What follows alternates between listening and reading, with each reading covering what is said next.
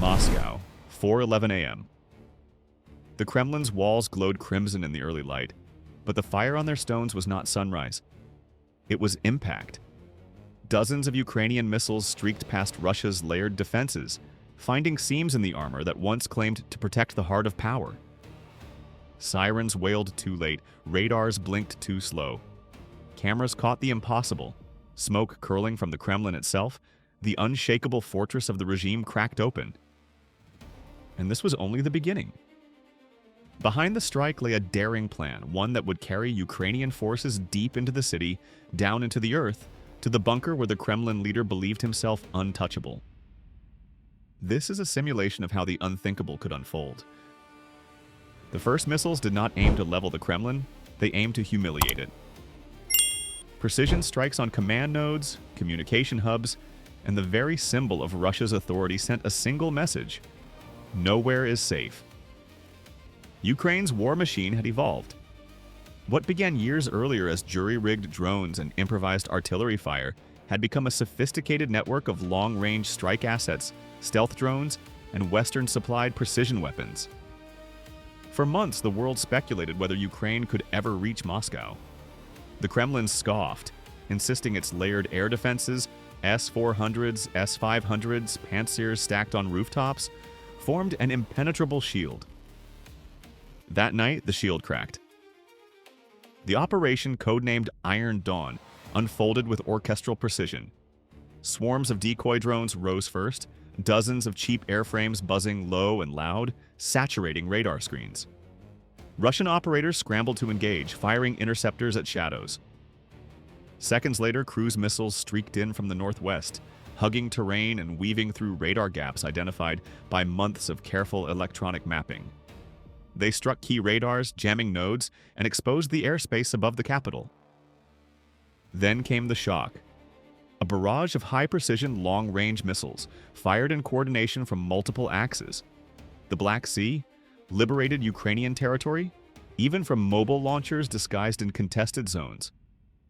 Their targets were not military bases on the periphery. Their coordinates lay in the heart of Moscow. The Kremlin's golden spires lit up in fire. The first warhead ripped through a command annex, cratering its roof. A second slammed into a communications hub, severing encrypted links to military districts. A third smashed into a ceremonial hall, more symbolism than strategy. Each strike shouted the same truth: Ukraine could reach the throne. On Russian state TV, anchors faltered. Pre-scripted denials collapsed under the weight of citizen footage. Flames rising behind Red Square, smoke drifting over the Moskva River. Social media flooded with videos, hashtags declaring, "The fortress has fallen." Panic spread faster than the fires. In Kiev, the command center remained calm, its walls buzzing with controlled urgency. Generals studied live drone feeds and satellite imagery, noting which defense nodes went silent. The strikes had done their job, not to destroy, but to disorient. The Kremlin's security bubble was pierced. For the first time in history, the myth of Moscow's invulnerability was gone. But Iron Dawn was not just a missile show. It was the opening act of a deeper, riskier gamble. Ukrainian Special Operations Forces, long prepared for missions behind enemy lines, had been waiting for such a breach.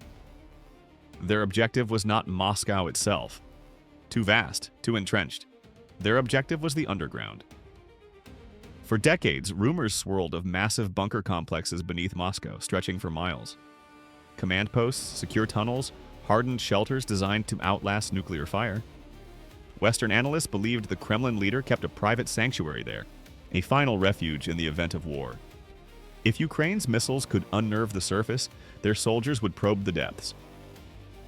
As the smoke rose above Red Square, infiltration teams moved. Inserted days earlier under cover of sabotage raids, they threaded their way toward access points. Disguised maintenance shafts, hidden ventilation routes, service tunnels mapped by decades of intelligence work. Every explosion above was a distraction below. Meanwhile, Russia's response faltered. Generals demanded clarity. Had NATO fired? Was this an act of open Western intervention? Panic blurred the chain of command. Some units overreacted, firing salvos into empty skies. Others froze, waiting for orders from a command center that no longer answered.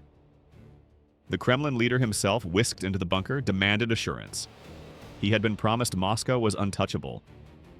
Now, with walls shaking above, the promise sounded like a lie. By dawn, the capital smoldered. The Kremlin stood scarred but not destroyed. Yet the psychological destruction was complete. In one night, Ukraine had proven reach. In one night, Russia's myth of central invulnerability collapsed. Iron Dawn was not finished. Its missiles had lit the path. Now came the footsteps. Footsteps leading underground, toward the bunker where power believed it could hide. The smoke still clung to Moscow's skyline when the second act of Iron Dawn began. On the surface, the city looked like a fortress waking from a nightmare. Streets locked down, armored vehicles at intersections, National Guard units rushing to seal bridges and tunnels. But underground, in the veins of the capital, another force was already moving. Ukrainian special operations teams, small, disciplined, and ghost-like, pressed forward. They had no illusions of taking Moscow by storm. Their mission was surgical: breach the subterranean defenses, locate the regime's command center, and destabilize the very core of Russian control. For decades, rumors surrounded Moscow's D6 system, a labyrinth of deep tunnels allegedly stretching from the Kremlin to airports and underground shelters. Western analysts treated the stories with both skepticism and fascination, but Ukrainian intelligence treated them as targets. Satellite imagery, defectors' testimonies, even scraps of Soviet-era blueprints pieced together a map of possibilities. And now, after the missile strikes, possibilities became opportunities. One ventilation shaft, disguised beneath an industrial complex, was left unguarded in the chaos. Another tunnel, believed to connect to a disused metro line, had been reinforced with concrete, but not in time to stop a well-placed, shaped charge. The strike above had shaken not just buildings, but confidence. Guards abandoned posts to race toward the surface, chasing phantom reports of new missile waves. That left seams, as in special forces lived in seams. Meanwhile, Ukrainian artillery along the border launched another wave of decoys. Ballistic signatures mimicked fresh missile launches, forcing Russian air defenses to stay on high alert. Every radar operator in Moscow stared outward, scanning the horizon while the real threat crept inward. Electronic warfare units added to the confusion, flooding secure channels with false chatter. Enemy armor massing near Bryansk, NATO jets moving from Poland. Each lie consumed bandwidth, each lie delayed clarity. Inside command posts, officers fought to separate truth from smoke. That hesitation bought precious minutes for the infiltration teams. Beneath the city, Ukrainian operatives moved methodically. Silenced weapons, encrypted comms, rehearsed hand signals. They bypassed patrols by timing movements to the rhythm of explosions above. A collapsing communications tower masked the thump of breaching charges. The crackle of fires in Red Square muffled the scrape of boots on steel. One team emerged into a forgotten service corridor, walls lined with rusted Soviet signage. Another descended a vertical shaft into a chamber lit by dim, humming fluorescence. They knew the risks: traps, ambushes, dead ends. But they also knew the prize: confirmation that the Kremlin's leadership had retreated underground. Every step was both a physical and psychological incursion. The regime had built its bunker system as the ultimate sanctuary. If Ukrainian boots touched those floors, it meant the sanctuary was breached, not in imagination, but in reality. On the surface, panic spread. Civilians fled metro stations after rumors of collapses. Social media erupted with claims that explosions echoed from under the Kremlin itself. Some posts were propaganda, some hysteria, but together they amplified the sense that power was unraveling. Russian leadership tried to regain control. State TV cut to emergency broadcasts promising that the situation is under control. But footage leaked from a soldier's phone, smoke pouring from the Kremlin roof, told a different story. Trust eroded. Fear grew. In NATO capitals, leaders held their breath. They condemned the strikes officially, but privately analysts noted this was not random terror. This was a precision campaign aimed not at the Russian people, but at the regime's inner sanctum. The strategic question became unavoidable. If the bunker falls, what happens next? By midnight, Ukrainian teams were deeper than any foreign force had ventured in modern history. They reported strange echoes, reinforced blast doors, signs of hasty evacuation deeper inside. Thermal imagers caught heat signatures ahead. Not soldiers in formation, but scattered individuals retreating toward a central chamber. The mission's final phase loomed. The objective was no longer a symbol, it was a person. The Kremlin leader, believed to be sealed within his underground refuge, now faced the unthinkable: hostile operatives closing in. The capture of such a figurehead would be more than a battlefield success. It would be a political earthquake, the collapse of the image that power in Moscow was eternal and untouchable. As the teams pressed deeper, silence fell. Every operator knew the next door could change history. The tunnels narrowed, lit by flickering emergency lamps. Pipes hissed, cables hung loose, the air smelled of dust and ozone. Ukrainian operatives advanced in silence, weapons lowered but ready. Every breath felt amplified in the concrete throat of Moscow's hidden veins. They were closing in on the central command node, the heart of the Kremlin's subterranean fortress. Intelligence suggested a hardened chamber reinforced against nuclear strikes, built not for comfort, but for survival. Inside, the regime's highest circle clung to the illusion of safety. Outside, the illusion was collapsing. The team reached a blast door taller than a man, its steel plates scarred from hasty reinforcement. Engineers unrolled charges designed not to obliterate, but to breach cleanly. As they worked, command whispered updates, surface chaos, units abandoning positions, conflicting orders echoing across Russia's fractured military hierarchy. Time is against them, the Ukrainian commander noted. Every second we're here, their chain of command phrase. The charges blew with a muffled boom. The door split, groaned, then swung inward. Beyond lay another corridor, cleaner, newer, humming with filtered air. This was no forgotten tunnel. This was the bunker itself. Lights buzzed overhead, casting sterile shadows on polished concrete. Maps lined the walls, marked with outdated positions.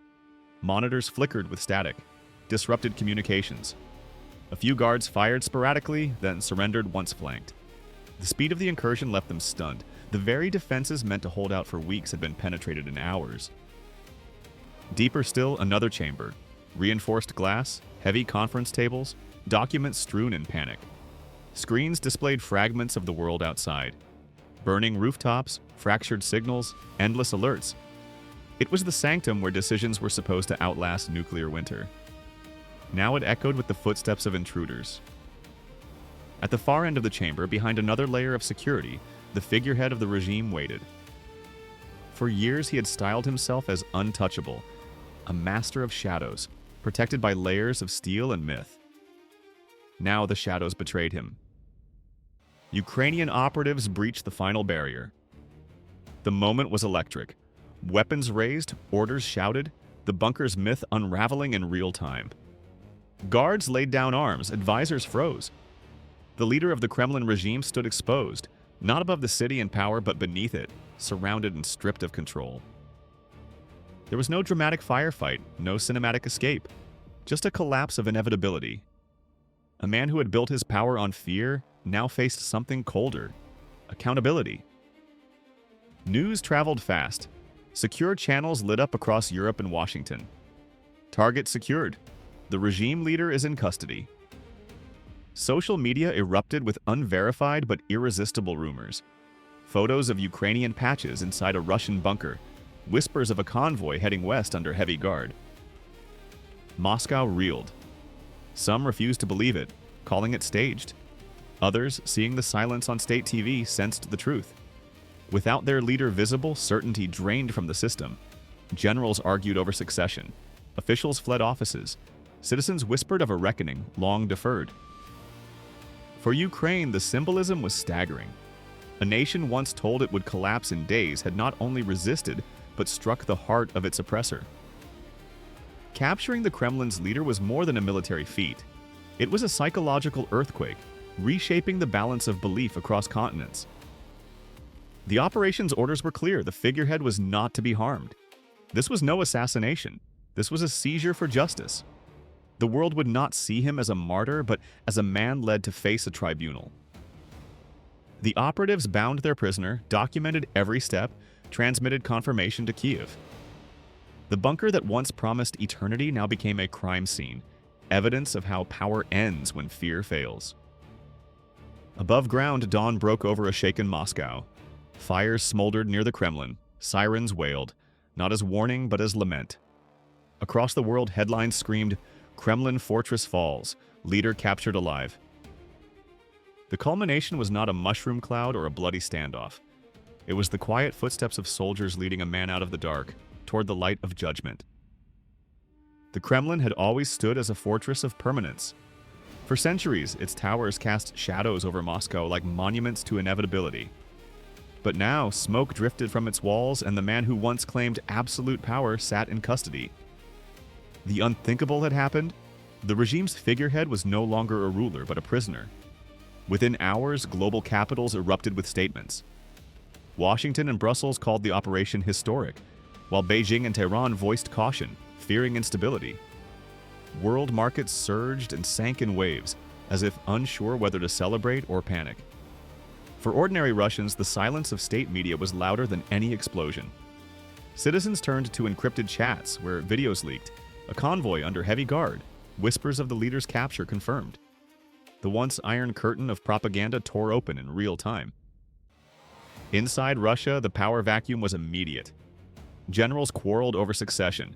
Politicians scrambled to secure alliances. Some attempted to deny reality, insisting their leader still commanded from a secure location. But the bunker was no longer secure, and the images were undeniable. Ukraine made its intentions clear. This was not vengeance. It was justice. The captured figurehead would face an international tribunal, the likes of which the world had not seen since the mid-20th century. Charges of aggression, war crimes, and crimes against humanity formed a mountain of evidence. Preparations began in The Hague, but Kiev insisted the process carry the fingerprints of those who had suffered most. Survivors of Mariupol, Bucha, Kherson, their testimonies would not be footnotes, but center stage. This was not about a single man. It was about proving that no leader is above accountability. Images of the once powerful seated behind glass, flanked by guards, swept across global screens. Commentators repeated the same phrase, from untouchable to defendant. The symbolism was inescapable. Inside Russia, the collapse rippled outward. Regional governors hesitated to send taxes or troops to Moscow. Some declared neutrality, others whispered about autonomy. Soldiers on the front lines, seeing the chaos above, deserted in growing numbers. The myth of command that orders flowed downward with unstoppable authority was gone. Protests bloomed despite decades of suppression. Families of conscripts demanded their sons return home. Citizens in Moscow lit candles not for the fallen leader, but for the end of fear. In Siberia, chants of "enough" echoed in the streets. The state's power cracked not through one decisive battle, but through the slow crumble of belief. For Ukraine, the victory was more than military. It was existential. The country that once stood on the brink of erasure had rewritten history. International allies pledged reconstruction aid, military support, and political integration into Western institutions. NATO and EU leaders called Ukraine a shield and a mirror, a shield that held the line, a mirror that showed what courage could achieve. But challenges loomed. A wounded Russia, leaderless and fractured, was unpredictable. Would hardliners rally? Would regional warlords seize power? Or would a fragile chance for reform emerge? The world held its breath, balancing between hope and chaos. The tribunal's opening day was broadcast live. Survivors wept, not from vengeance, but from validation. The figurehead who once spoke of empire now listened in silence as charges were read. For the first time, the Kremlin's voice was not a command, but a defendant's plea. In Kyiv, bells rang. In liberated towns, flags waved. Across Europe, people whispered that history had turned a page. Yet in every celebration, there was caution. The end of one man did not erase the dangers of war, nor the scars it had left. In the end, Iron Dawn was remembered not just as a military operation, but as a redefinition of power. It proved that bunkers are not eternal, that regimes built on fear can be breached, and that accountability can reach even the deepest underground. The Kremlin still stood, but it was no longer untouchable. its towers no longer cast the same shadow. And the man who once ruled from behind its walls now walked under guard, step by step, toward judgment. For Ukraine, the message was simple. Survival had become victory, and victory had become transformation. For the world, the lesson was profound. No fortress, no regime, no leader is beyond the reach of justice. Disclaimer: this video is a fictional simulation. It does not depict real events. It imagines how such a conflict could unfold to explore military, political, and moral consequences.